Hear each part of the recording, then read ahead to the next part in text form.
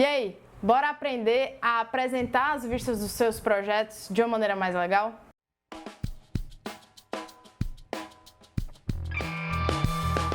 Fala galera, tudo bem? Aqui é a Jana Rodrigues do Portfolio.arc e hoje eu quero mostrar para vocês uma maneira diferente de vocês apresentarem as vistas dos ambientes dos projetos que vocês fazem por aí. Essa técnica que eu vou mostrar, ela é muito fácil, muito tranquila de fazer. Eu vou fazer todo passo a passo aqui com vocês. Então, vamos lá pro computador que eu vou mostrar como vocês podem fazer isso. Pronto, então a primeira coisa que eu vou fazer vai ser enquadrar a vista aí que eu vou querer trabalhar. Então, para isso eu usei um plano de seção. Aí, para conseguir configurar a vista, eu fui lá em câmera, troquei de perspectiva para projeção paralela e depois fui lá no painel de exibições e escolhi a vista frontal, né? Então veja aí que ela ficou bonitinha, como uma vista tem que ser. Bom, agora é hora de ir para o render, né? Chamei aí o Asset Editor. E aí eu vou fazer algumas configurações básicas. Aí na aba de Settings, primeiro eu vou mudar a qualidade da imagem para médio, que para mim vai funcionar bem. Mudei ali de Brute Force para Irradiance Map, que isso diminui bastante o tempo de render, já é uma dica que eu deixo para vocês. E mudei também o tamanho da imagem. Aí coloquei 2000 pixels, que para mim numa qualidade de render médio é o suficiente. Aí vejam aí, ó, que na iluminação, o lado esquerdo está mais iluminado que o lado direito, né? A iluminação ela não está uniforme. E aí, para resolver isso, eu vou setar agora uma iluminação uniforme. Primeira coisa aí na aba Lights, eu desliguei o Sunlight, né? Eu cliquei naquele botãozinho de desligar o Sunlight. E aí na aba de Settings, no Environments, aí no Background, eu também desabilitei aquela caixinha e troquei a cor do céu de preto para branco, para começar a ajudar a iluminação da minha imagem.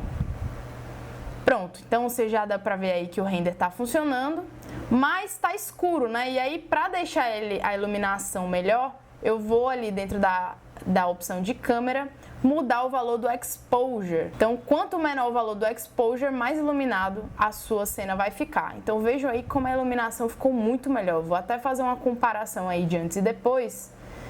Vejam aí, ó, como a iluminação ficou muito melhor, né? Essa iluminação uniforme, eu acho ela muito interessante para fazer esse tipo de imagem.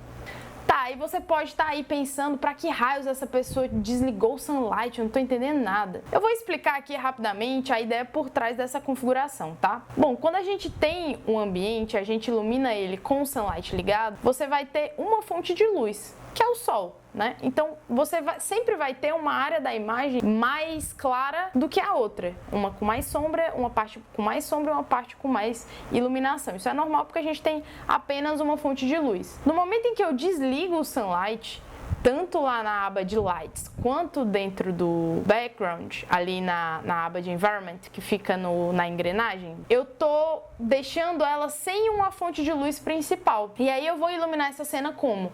Deixando o céu branco, e aí por isso que eu troco a cor de preto para branco, e aí no final eu deixo esse branco bem ofuscante, diminuindo o valor da exposição. A exposição, quanto maior, mais escura a sua imagem, quanto menor, mais clara a sua imagem. Então foi isso que a gente acabou de fazer rapidamente aqui, tá? Parece complicado, mas não é. Então, essa é a ideia por trás dessa iluminação. Eu tô falando isso para que você entenda, para que você não só faça de uma maneira mecânica e de repente não entenda muito bem por que eu tô fazendo isso e quais as vantagens disso. Essa é uma forma de você deixar a sua iluminação totalmente uniforme, porque você não vai ter só um foco de luz. Então é basicamente isso e aí a gente consegue ter essa iluminação super legal aqui. Aí beleza, a última configuração de render que eu vou fazer aí, já tô feliz com a minha iluminação, é habilitar o Ambient Occlusion, que é uma opção que deixa aquela sombrinha de contato. Aí nesse caso eu usei esses valores, mas você pode adaptar ele de acordo com o ambiente que você está usando aí. Pronto. Aí vou fazer uma comparação também do Ambient Occlusion para vocês verem a diferença de um render com e sem essa opção habilitada. Eu gosto muito desse efeito, acho que ele dá um pouquinho mais de profundidade para a sua imagem, mas ele é totalmente opcional. Se você não quiser trabalhar com ele, tudo bem, vai muito de gosto para gosto. Pronto, com o render finalizado, é hora de ir para o Photoshop. Arrastei aí o meu render para dentro do arquivo e a primeira coisa que eu vou fazer vai ser mudar o enquadramento da imagem, né? Para isso, eu usei a ferramenta Crop. Fui lá e deixei a imagem quadradinha, que eu achei que para essa imagem ia ficar mais interessante. Agora com a Rectangle Tool, eu estou aí selecionando a parte somente da vista. Para essa imagem eu não queria as paredes, né? Eu queria trabalhar com um pouco mais de tridimensionalidade, né? Deixando alguns elementos sacando da imagem. Aí o processo de inserção dos elementos vai ser o mesmo, tá? Eu comecei aí pela escala humana. Então, basicamente, eu tenho as imagens com fundo branco. Então, eu vou lá, seleciono a varinha mágica, calibro, né, a tolerância para ela pegar uma quantidade razoável aí de pixels para mim e depois faço uma máscara. Aí vocês vão notar que na máscara ela vai esconder exatamente o que eu quero mostrar, né? Que no caso aí é a escala humana. Então, eu volto lá na máscara, depois de ter feito ela, e dou um inverter, que é o Ctrl I. Aí ele vai fazer exatamente o que eu quero, que é deixar apenas a escala humana sem o fundo branco. Por último, eu uso a ferramenta Transformação com o Ctrl T para poder redimensionar esse elemento que eu estou inserindo. Pronto, aí queria deixar uma dica para facilitar a retirada do fundo branco da imagem de vocês. Vejam aí que eu já usei a varinha mágica, mas tem várias partes dentro da imagem que tem áreas brancas. Para não ter que selecionar parte por parte, eu faço isso aí, ó. Eu desabilito a opção contíguos da varinha mágica. Desse jeito, ela vai selecionar toda a área branca da imagem. Então eu vou fazer esse mesmíssimo processo para todos esses elementos. Lembrando que se você quiser todos esses assets, essas imagens que eu estou inserindo, né, a escala humana, os vasinhos e tal, tá tudo lá na nossa pasta do Pinterest. É só procurar o nosso perfil portfolio.arc e escolher a aba de Resources. Lá tem escala humana, tem alguns mobiliários e tal. Bem bacana para procurar esse tipo de coisa para inserir nas suas imagens, beleza? Pronto, aí adicionei todos os elementos, sempre usando aquela técnica que eu comentei com vocês, para tirar o fundo branco. E aí eu queria aparecer para falar um pouco da estratégia de composição dessa imagem. Bom, eu adicionei esses elementos aí no Photoshop e deixei eles sem os limites na parede porque eu quis usar uma estratégia de composição que é a tridimensionalidade. Na hora em que a gente enquadra apenas a vista e a gente tem alguns elementos sacando, a impressão é que o ambiente, né, ele é maior do que apenas aquela parte representada.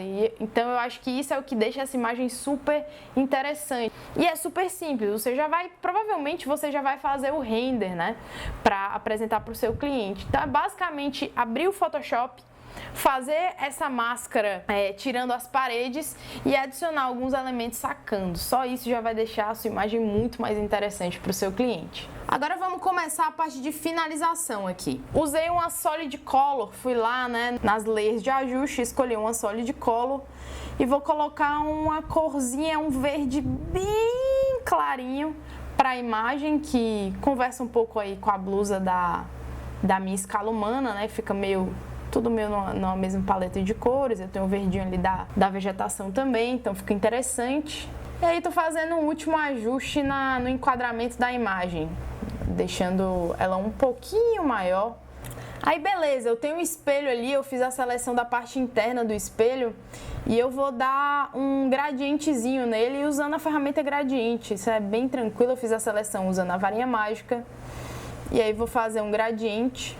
Diminuir um pouquinho a opacidade ali para deixar ele bem sutil, para dar essa impressão de espelho. Olha só o antes e o depois. E aí eu vou usar um filtro que, cara, esse filtro é o meu filtro favorito, assim.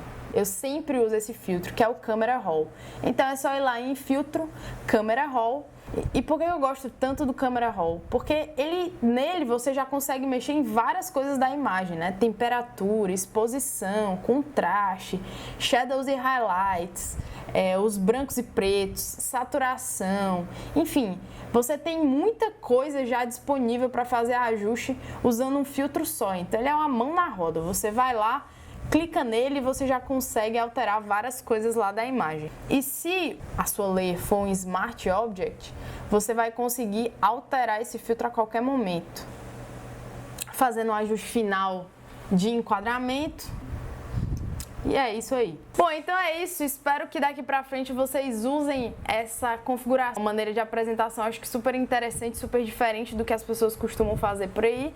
E super fácil também, porque como eu falei, você já vai renderizar a sua imagem para apresentar provavelmente para o seu cliente. Então é só uma maneira um pouquinho mais diferente de fazer isso.